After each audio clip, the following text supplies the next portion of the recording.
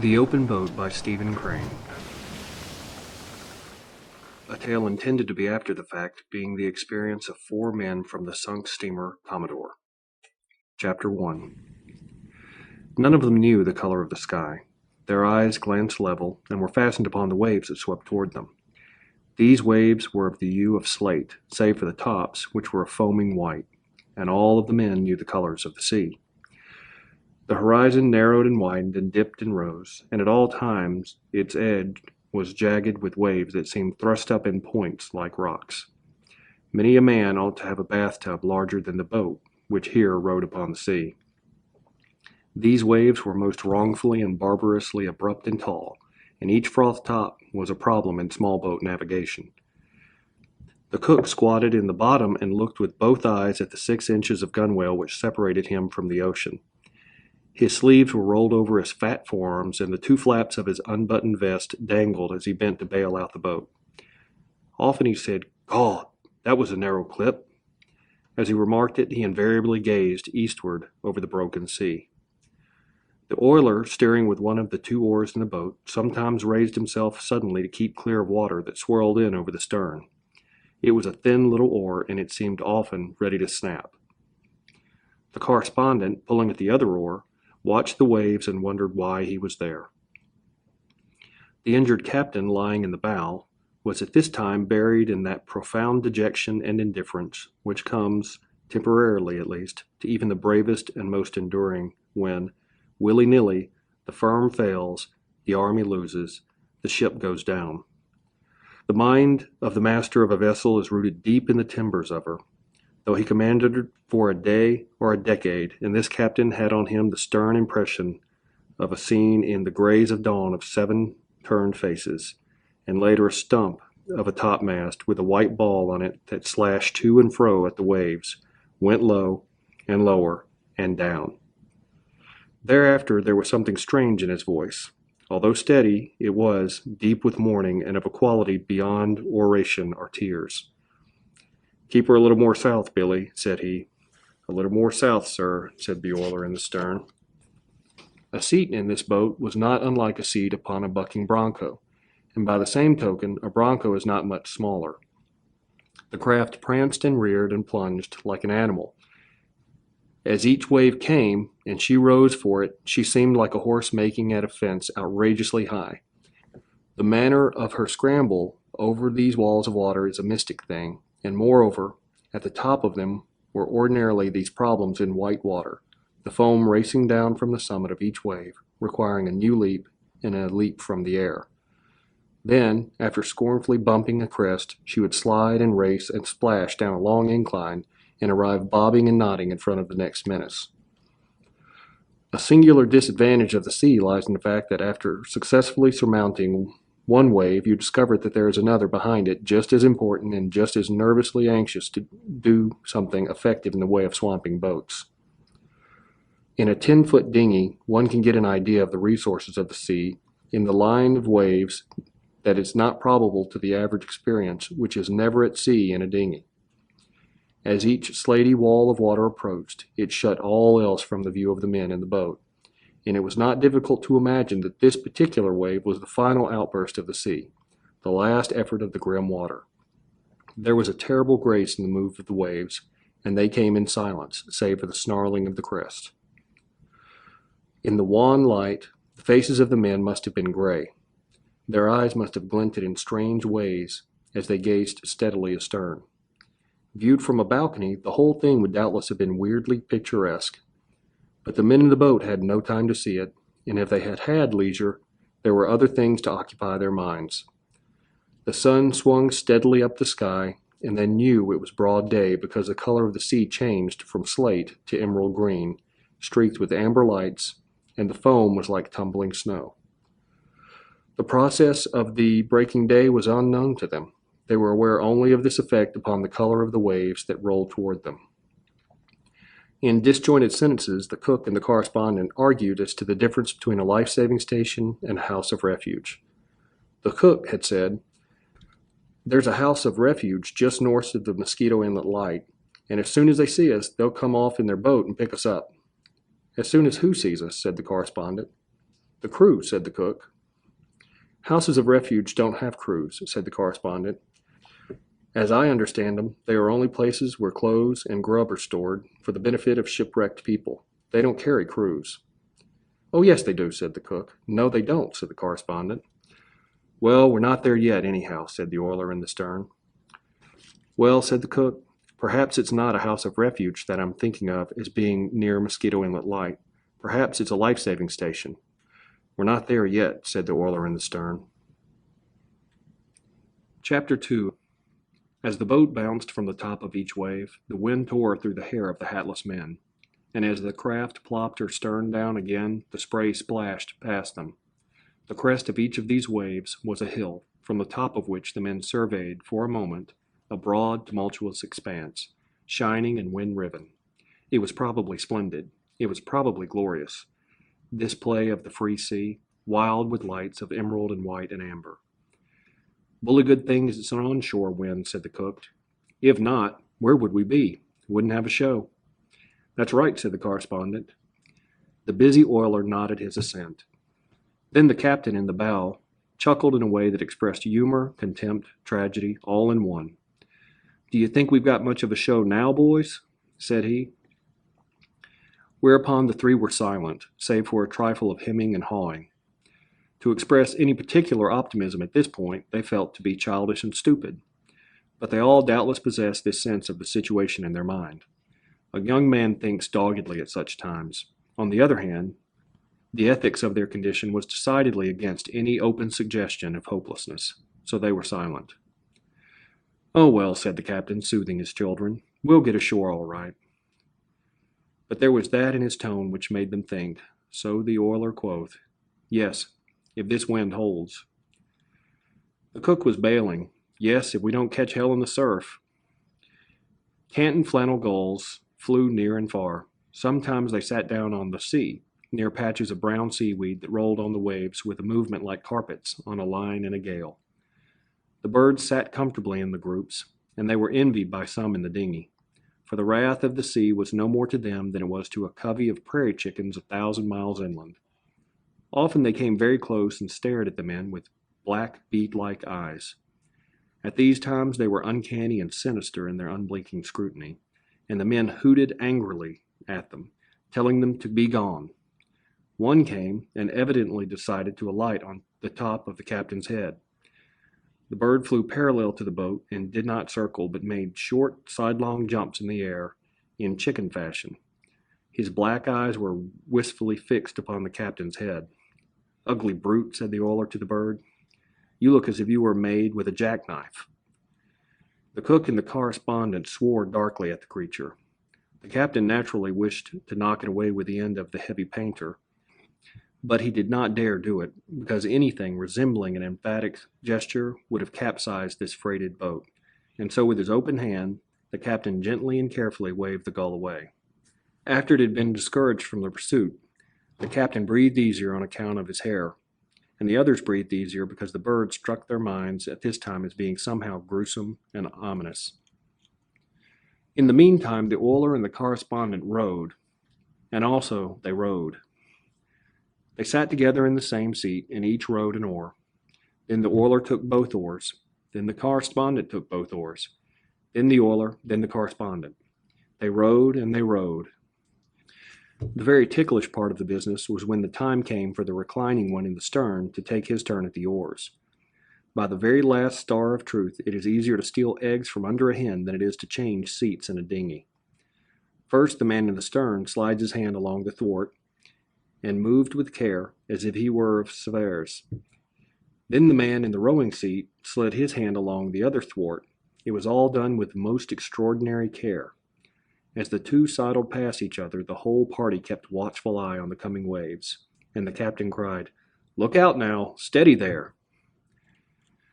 The brown mats of seaweed that appeared from time to time were like islands, bits of earth.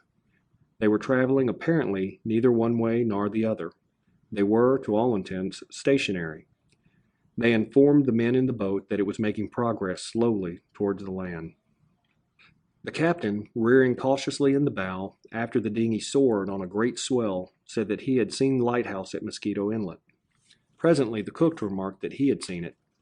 The correspondent was at the oars then, and for some reason he too wished to look at the lighthouse, but his back was toward the far shore and the waves were important, and for some time he could not seize an opportunity to turn his head.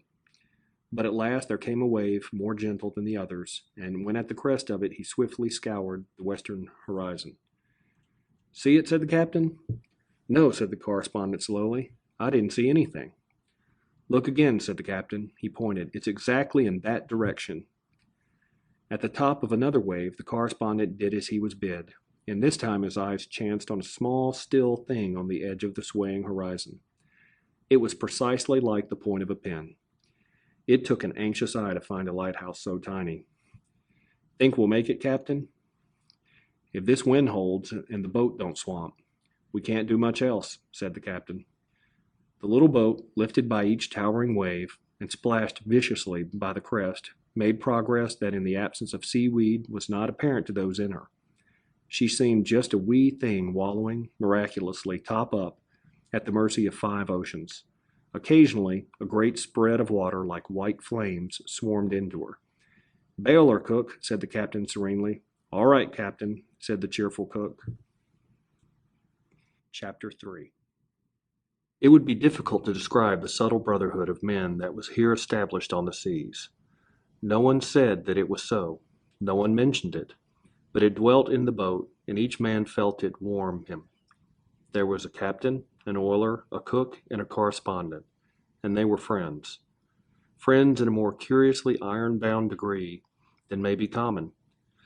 The hurt captain, lying against the water jar in the bow, spoke always in a low voice and calmly, but he could never command a more ready and swiftly obedient crew than the motley 3 of the dinghy. It was more than a mere recognition of what was best for the common safety. There was surely in it a quality that was personal and heartfelt. And after this devotion to the commander of the boat, there was this comradeship that the correspondents, for instance, who had been taught to be cynical of men, knew even at the time was the best experience of his life. But no one said that it was so. No one mentioned it. "I wish we had a sail," remarked the captain. "We might try my overcoat on the end of an oar and give you 2 boys a chance to rest." So the cook and the correspondent held the mast and spread wide the overcoat. The oiler steered, and the little boat made good way with her new rig. Sometimes the oiler had to scull sharply to keep a sea from breaking into the boat, but otherwise sailing was a success. Meanwhile, the lighthouse had been growing slowly larger. It had now almost assumed color and appeared like a little gray shadow on the sky. The man at the oars could not be prevented from turning his head rather often to try for a glimpse of this little gray shadow. At last, from the top of each wave, the men in the tossing boat could see land. Even as the lighthouse was an upright shadow on the sky, this land seemed but a long black shadow on the sea. It certainly was thinner than paper. "We must be about opposite New Smyrna," said the cook, who had coasted this shore often in schooners. "Captain, by the way, I believe they abandoned that life-saving station there about a year ago." "Did they?" said the captain. The wind slowly died away. The cook and the correspondent were not now obliged to slave in order to hold high the oar. But the waves continued their old impetuous swooping at the dinghy, and the little craft, no longer under way, struggled woundedly over them. The oiler or the correspondent took the oars again. Shipwrecks are, apropos, of nothing. If men could only train for them, and have them occur when the men had reached pink condition, there would be less drowning at sea.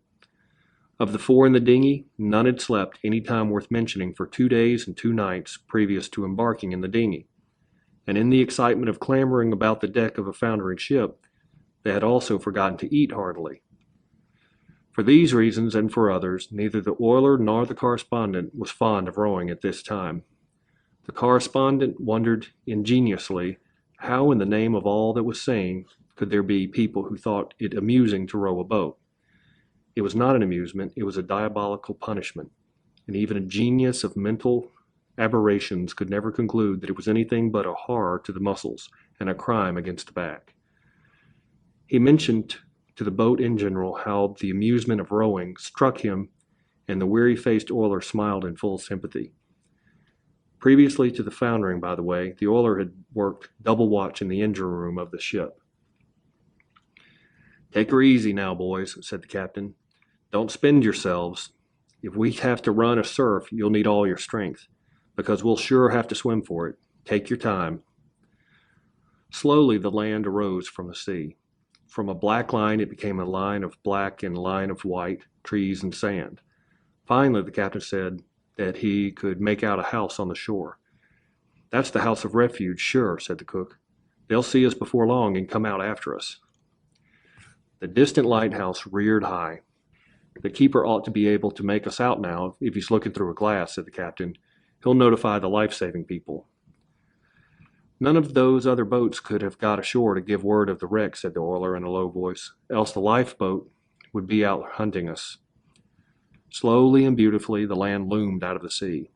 The wind came again. It had veered from the northeast to the southeast. Finally a new sound struck the ears of the men in the boat.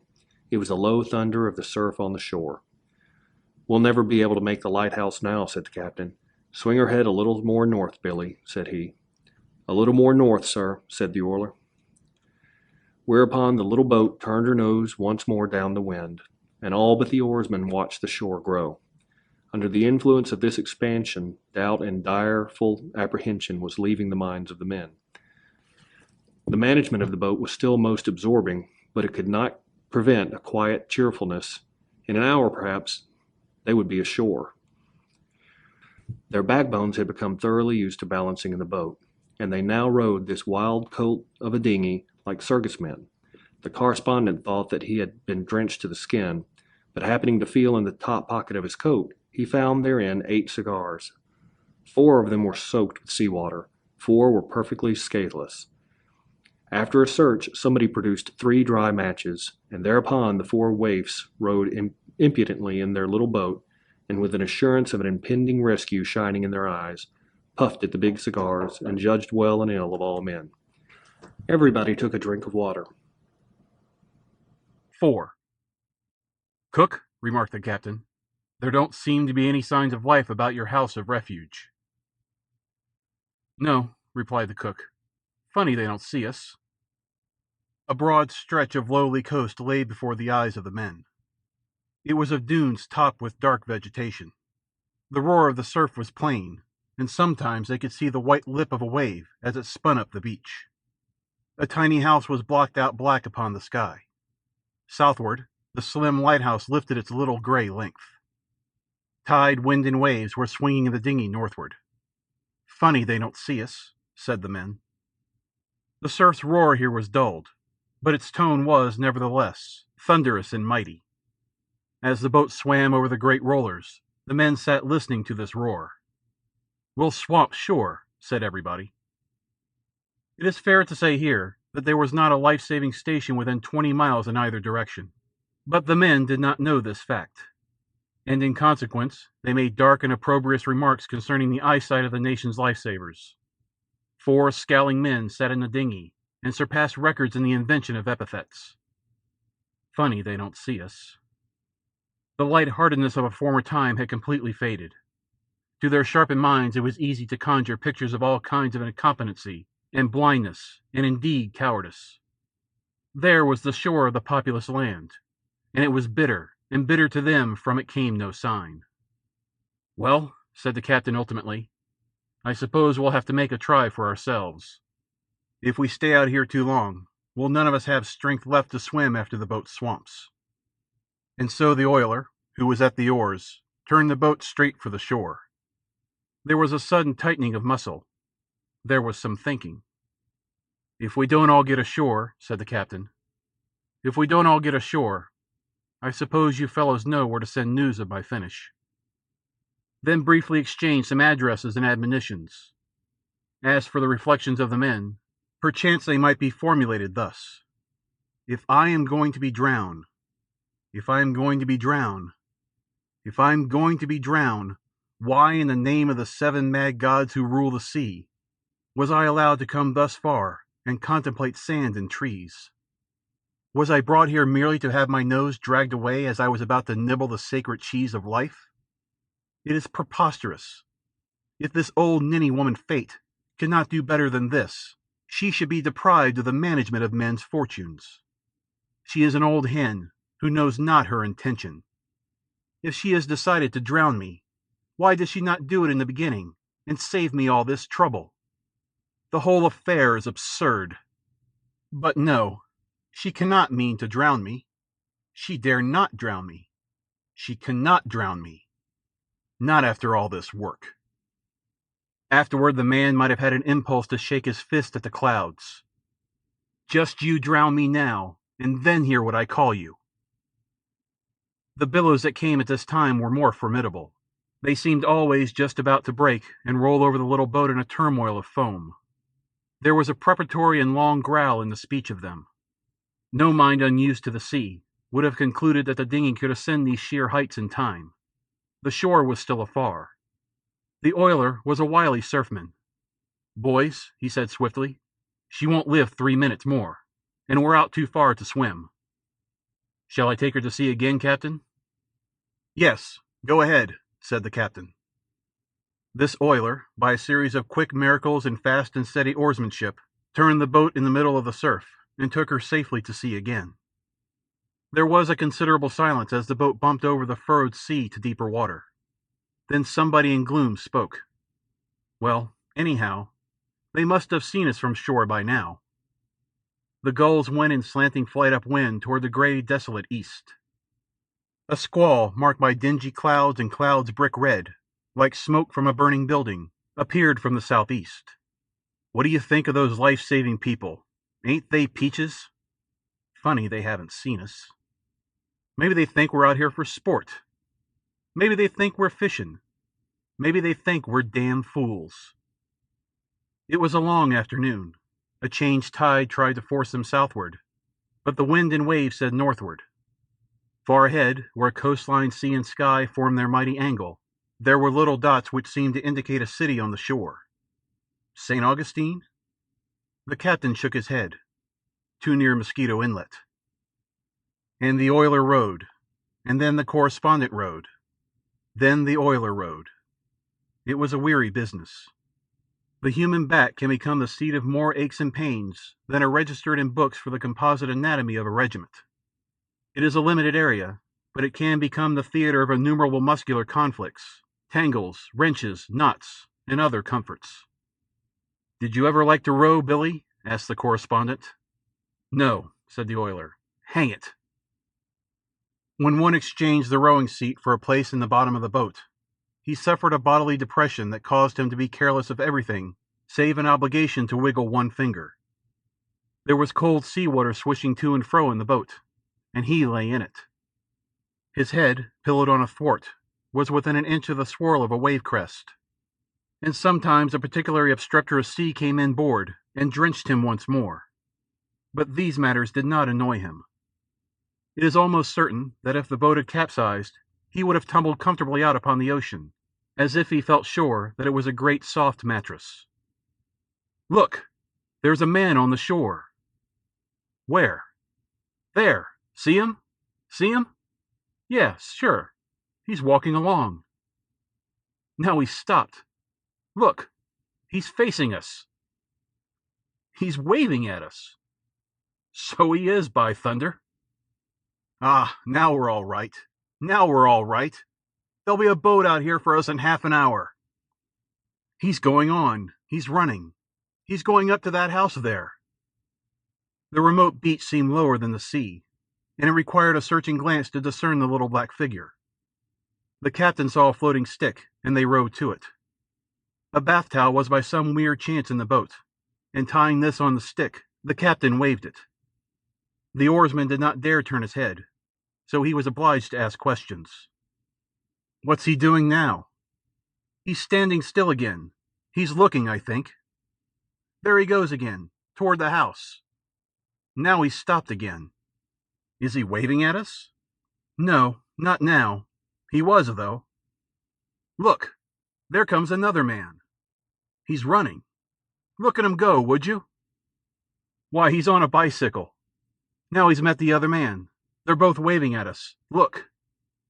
There comes something up the beach. What the devil is that thing? Why, it looks like a boat. Why, certainly it's a boat. No, it's on wheels. Yes, so it is. Well, that must be the lifeboat. They dragged them along shore on a wagon. That's the lifeboat, sure. No, it's an omnibus. I tell you, it's a lifeboat. It is not. It's an omnibus. I can see it plain. See? One of those big hotel omnibuses. By thunder, you're right. It's an omnibus, sure as fate. What do you suppose they are doing with an omnibus? Maybe they are going around collecting the life crew, eh? That's it, likely. Look, there's a fellow waving a little black flag. He's standing on the steps of the omnibus. There come those other two fellows. Now they're all talking together. Look at the fellow with the flag. Maybe he ain't waving it. That ain't a flag, is it? That's his coat. Why, certainly, that's his coat. So it is. It's his coat. He's taken it off and he's waving it around his head. But would you look at him swing it? Oh, say, there isn't any life-saving station there. That's just a winter resort hotel omnibus that has brought over some of the boarders to see us drown. What's that idiot with the coat mean? What's he signaling anyhow? It looks as if he were trying to tell us to go north. There must be a life-saving station up there. No, he thinks we're fishing. Just giving us a merry hand. See? Ah, there, Willie. Well, I wish I could make something out of those signals. What do you suppose he means? He don't mean anything. He's just playing. Well, if he'd just signal us to try the surf again, or to go to sea and wait, or go north, or go south, or go to hell, there'd be some reason in it. But look at him. He just stands there and keeps his coat revolving like a wheel. The ass. There come more people.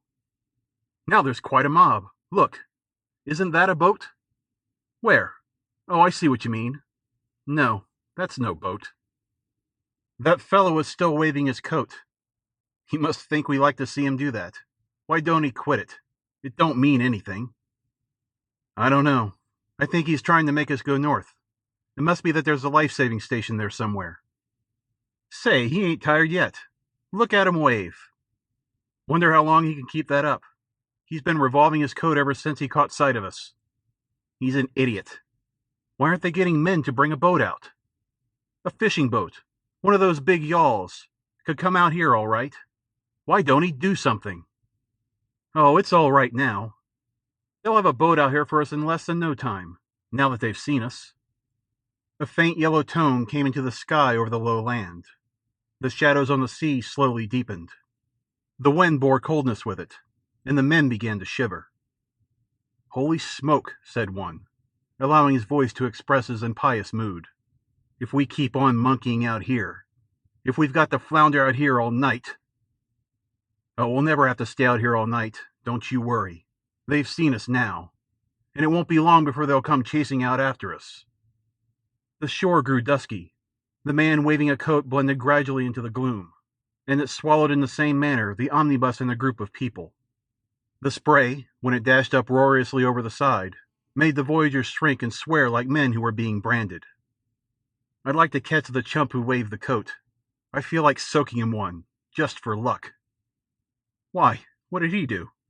Oh, nothing. But then he seemed so damned cheerful. In the meantime, the oiler rowed, and then the correspondent rowed, and then the oiler rowed. Gray-faced and bowed forward, they mechanically turn by turn, plied the leaden oars. The form of the lighthouse had vanished from the southern horizon. But finally a pale star appeared, just lifting from the sea.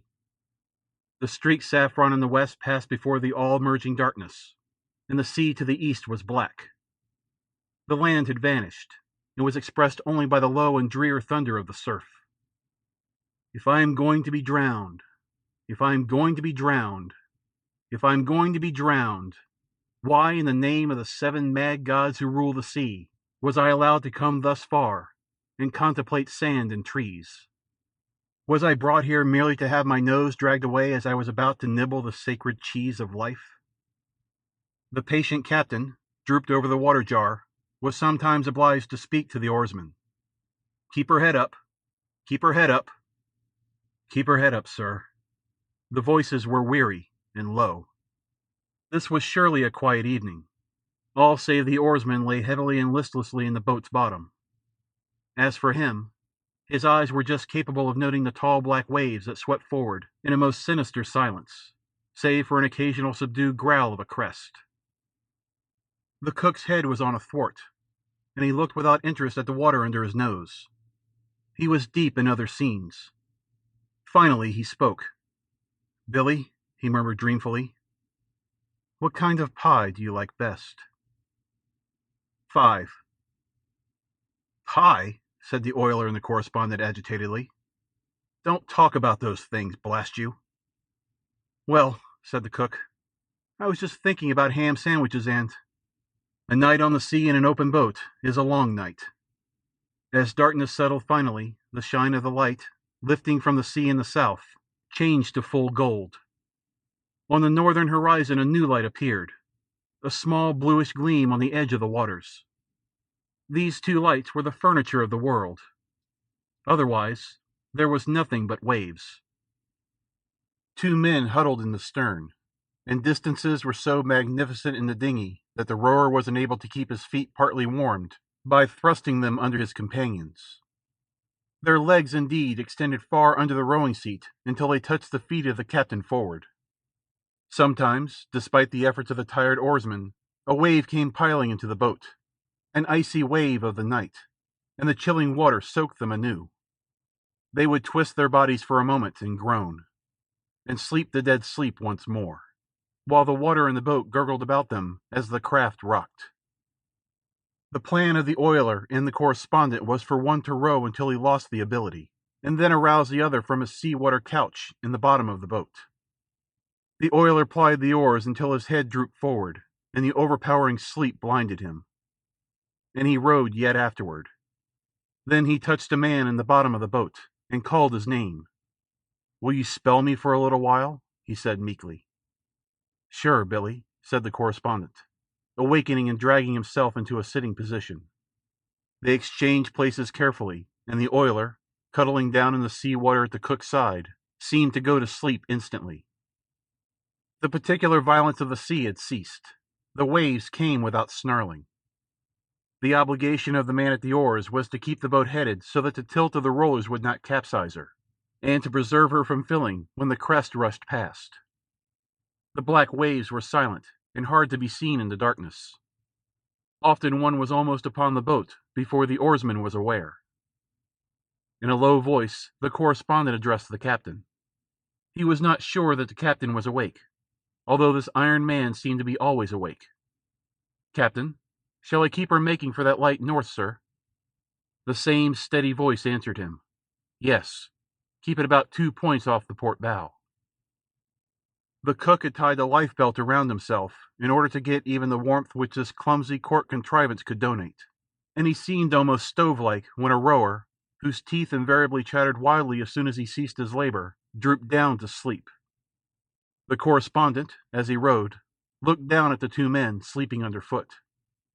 The cook's arm was around the oiler's shoulders, and with their fragmentary clothing and haggard faces, they were the babes of the sea, a grotesque rendering of the old babes in the wood. Later he must have grown stupid at his work, for suddenly there was a growling of water, and the crest came with a roar and a swash into the boat, and it was a wonder that it did not set the cook afloat in his lifebelt.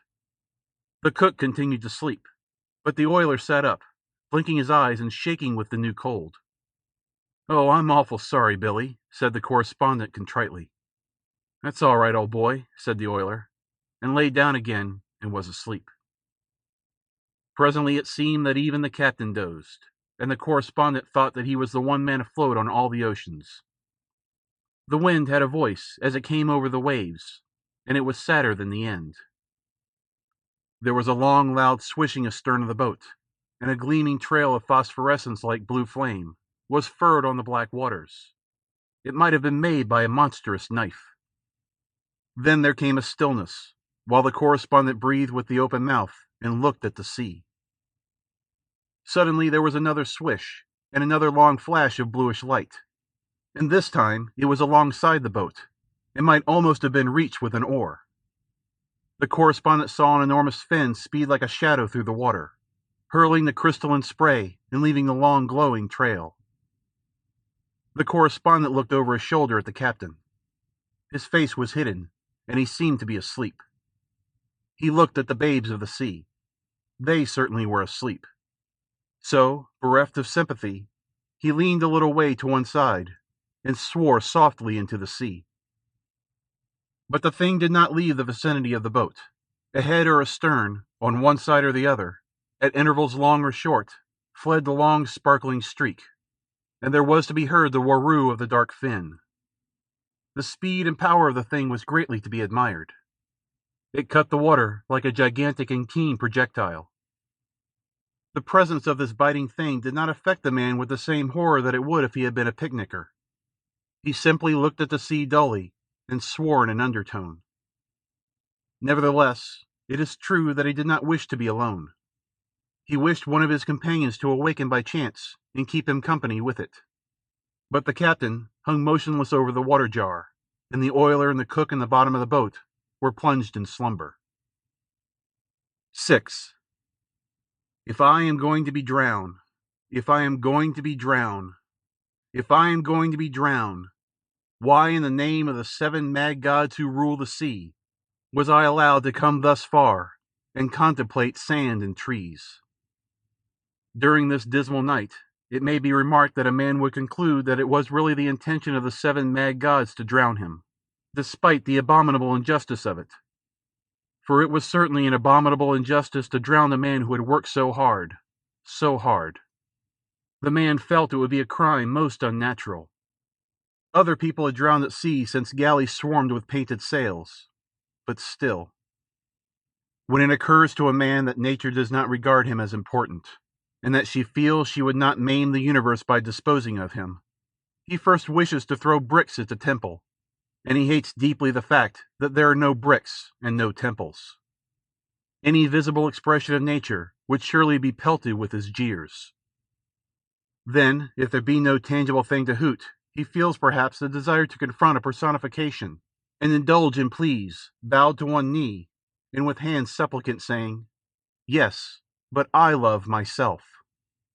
A high cold star on a winter's night is the word he feels that she says to him. Thereafter, he knows the pathos of his situation. The men in the dinghy had not discussed these matters, but each had, no doubt, reflected upon them in silence, and according to his mind. There was seldom any expression upon their faces, save the general one of complete weariness. Speech was devoted to the business of the boat. To chime the notes of his emotion, a verse mysteriously entered the correspondent's head. He had even forgotten that he had forgotten this verse, but it suddenly was in his mind. A soldier of the legions lay dying in Algiers. There was a lack of woman's nursing, there was a dearth of woman's tears. But a comrade stood beside him, and he took that comrade's hand, and he said, "I shall never see my own, my native land." In his childhood, the correspondent had been made acquainted with the fact that a soldier of the legions lay dying in Algiers, but he had never regarded the fact as important. Myriads of his schoolfellows had informed him of the soldier's plight, but the dinning had naturally ended by making him perfectly indifferent. He had never considered it his affair that a soldier of the Legion lay dying in Algiers, nor had it appeared to him as a matter for sorrow. It was less to him then than the breaking of a pencil's point. Now, however, it quaintly came to him as a human, living thing. It was no longer merely a picture of a few throws in the breast of a poet, meanwhile drinking tea and warming his feet at the grate. It was an actuality, stern, mournful, and fine. The correspondent plainly saw the soldier. He lay on the sand with his feet out straight and still, while his pale left hand was upon his chest in an attempt to thwart the going of his life. The blood came between his fingers. In the far Algerian distance, a city of low square forms was set against a sky that was faint with the last sunset hues. The correspondent, plying the oars and dreaming of the slow and slower movements of the lips of the soldier, was moved by a profound and perfectly impersonal comprehension. He was sorry for the soldier of the Legion who lay dying in Algiers. The thing which had followed the boat and waited had evidently grown bored at the delay. There was no longer to be heard the slash of the cutwater, and there was no longer the flame of the long trail. The light in the north still glimmered, but it was apparently no nearer to the boat. Sometimes the boom of the surf rang in the correspondent's ears, and he turned the craft seaward and then rowed harder. Southward, someone had evidently built a watchfire on the beach. It was too low and too far to be seen, but it made a shimmering rosette reflection upon the bluff back of it, and this could be discerned from the boat. The wind came stronger, and sometimes a wave suddenly raged out like a mountain cat, and there was to be seen the sheen and sparkle of a broken crest. The captain in the bow moved on his water jar and sat erect. "Pretty long night," he observed to the correspondent. He looked at the shore. Those life-saving people take their time. "Did you see that shark playing around?" "Yes, I saw him. He was a big fellow, all right. Wish I'd known you were awake." Later, the correspondent spoke into the bottom of the boat. "Billy," there was a slow and gradual disentanglement. "Billy, will you spell me?" "Sure," said the oiler. As soon as the correspondent touched the cold, comfortable sea water in the bottom of the boat, and had huddled close to the cook's lifebelt, he was deep in sleep, despite the fact that his teeth played all the popular airs. This sleep was so good to him that it was but a moment before he heard a voice call his name in a tone that demonstrated the last stages of exhaustion. "Will you spell me?" "Sure, Billy." The light in the north had mysteriously vanished, but the correspondent took his course from the wide-awake captain. Later in the night they took the boat farther out to sea, and the captain directed the cook to take one oar at the stern and keep the boat facing the seas. He was to call out if he should hear the thunder of the surf. This plan enabled the oiler and the correspondent to get respite together. "We'll give those boys a chance to get into shape again," said the captain. They curled down, and after a few preliminary chatterings and trembles, slept once more the dead sleep. Neither knew they had bequeathed to the cook the company of another shark, or perhaps the same shark. As the boat caroused on the waves, spray occasionally bumped over the side and gave them a fresh soaking, but this had no power to break their repose. The ominous slash of the wind and the water affected them as it would have affected mummies. "Boys," said the cook, with the notes of every reluctance in his voice, "she's drifted in pretty close. I guess one of you had better take her to sea again." The correspondent, aroused, heard the crash of the toppled crest. As he was rowing, the captain gave him some whiskey and water, and this steadied the chills out of him. "If I ever get ashore and anybody shows me even a photograph of an oar." At last there was a short conversation. "Billy, will you spell me?" "Sure," said the oiler. 7. When the correspondent again opened his eyes, the sea and the sky were each of the gray hue of the dawning. Later, carmine and gold was painted upon the waters. The morning appeared finally, in its splendor, with a sky of pure blue, and the sunlight flamed on the tips of the waves. On the distant dunes were set many little black cottages, and a tall white windmill reared above them. No man, nor dog, nor bicycle appeared on the beach. The cottages might have formed a deserted village. The voyagers scanned the shore. A conference was held in the boat. "Well," said the captain, "if no help is coming, we might better try a run through the surf right away. If we stay out here much longer, we will be too weak to do anything for ourselves at all." The others silently acquiesced in this reasoning. The boat was headed for the beach. The correspondent wondered if none ever ascended the tall wind tower, and if they never looked seaward. This tower was a giant, standing with its back to the plight of the ants. It represented in a degree, to the correspondent, the serenity of nature amid the struggles of the individual, nature in the wind, and nature in the vision of men. She did not seem cruel to him then, nor beneficent, nor treacherous, nor wise. But she was indifferent, flatly indifferent. It is perhaps plausible that a man in this situation, impressed with the unconcern of the universe, should see the innumerable flaws of his life, and had them taste wickedly in his mind, and wished for another chance. A distinction between right and wrong seems absurdly clear to him then, in this new ignorance of the grave edge, and he understands that if he were given another opportunity, he would mend his conduct and his words, and be better and brighter during an introduction or at a tea. "Now, boys," said the captain, "she's going to swamp, sure. All we can do is to work her in as far as possible, and then, when she swamps, pile out and scramble for the beach. Keep cool now, and don't jump until she swamps sure." The oiler took the oars. Over his shoulders he scanned the surf. "Captain," he said, "I think I better bring her about, and keep her head on to the seas and back her in." "All right, Billy," said the captain, "back her in." The oiler swung the boat then, and seated in the stern, the cook and the correspondent were obliged to look over their shoulders, to contemplate the lonely and indifferent shore. The monstrous inshore rollers heaved the boat high until the men were again enabled to see the white sheets of water scuttling up the slanted beach. "We won't get in very close," said the captain. Each time a man could wrest his attention from the rollers, he turned his glance towards the shore, and in the expression of the eyes during this contemplation there was a singular quality. The correspondent, observing the others, knew that they were not afraid, but the full meaning of their glances was shrouded. As for himself, he was too tired to grapple fundamentally with the fact. He tried to coerce his mind into thinking of it, but the mind was dominated this time by the muscles, and the muscles said they did not care. It merely occurred to him that if he should drown, it would be a shame. There were no hurried words, no pallor, no plain agitation. The men simply looked at the shore. "Now remember to get well clear of the boat when you jump," said the captain. Seaward the crest of a roller suddenly fell with a thunderous crash, and the long white comber came roaring down upon the boat. "Steady now," said the captain. The men were silent. They turned their eyes from the shore to the comber and waited.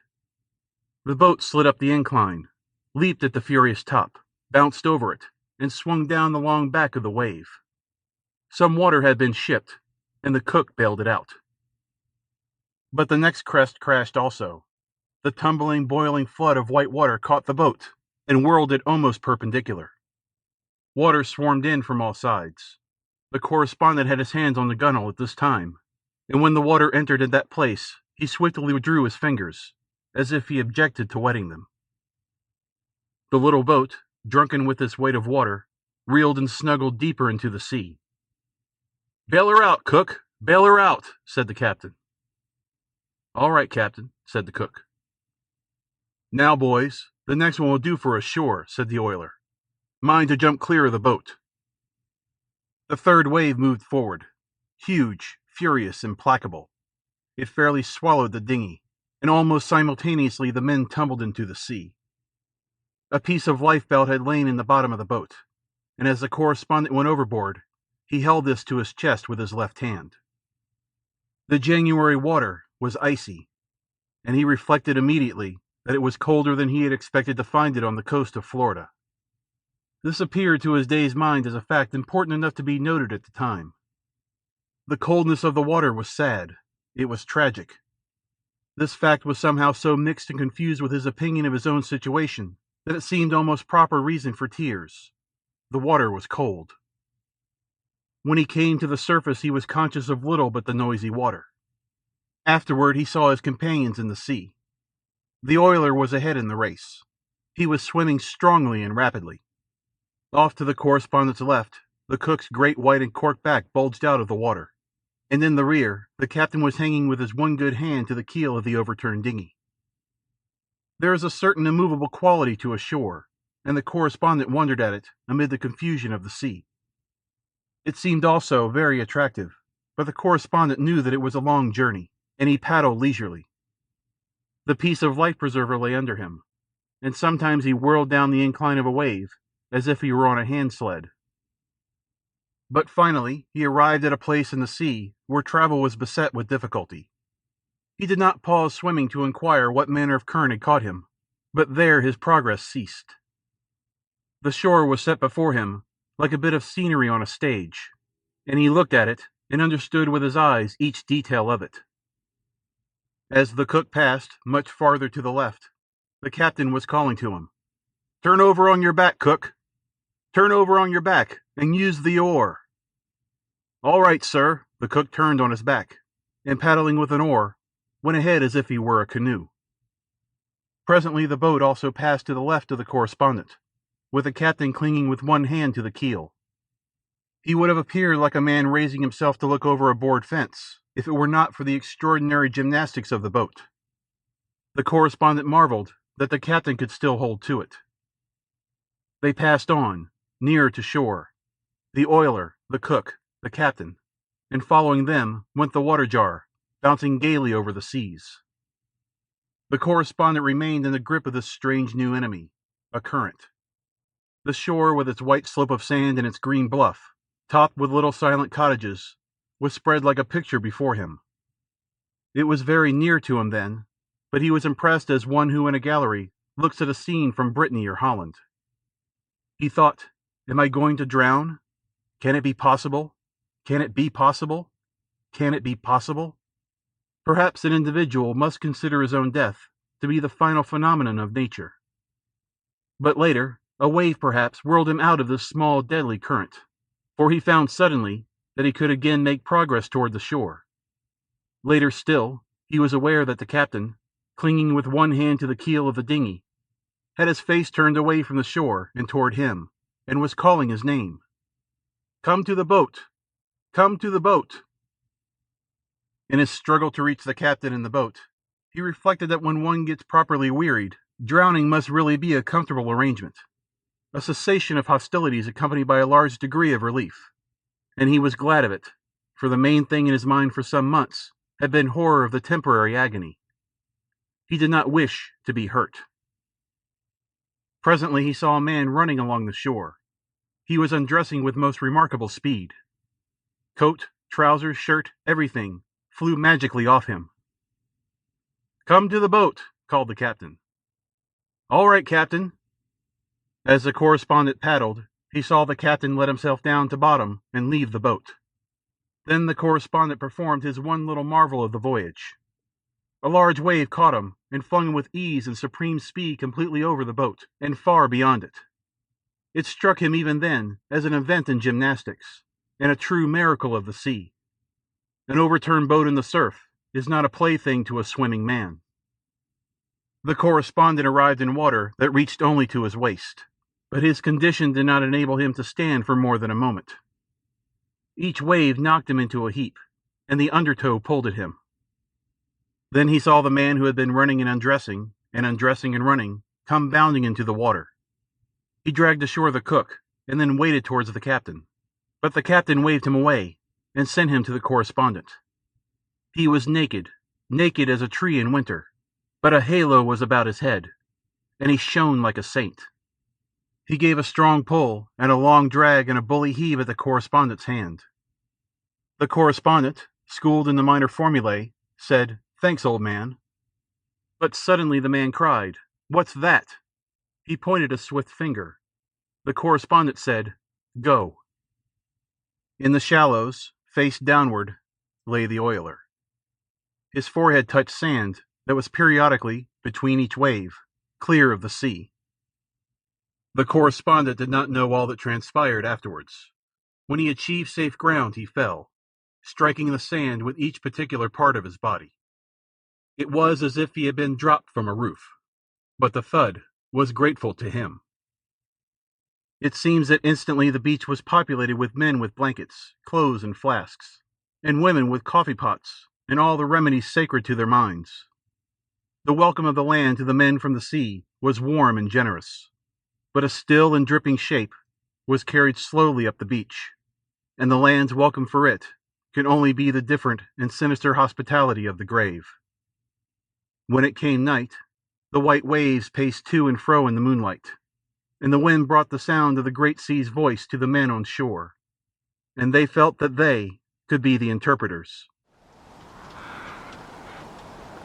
End of The Open Boat by Stephen Crane.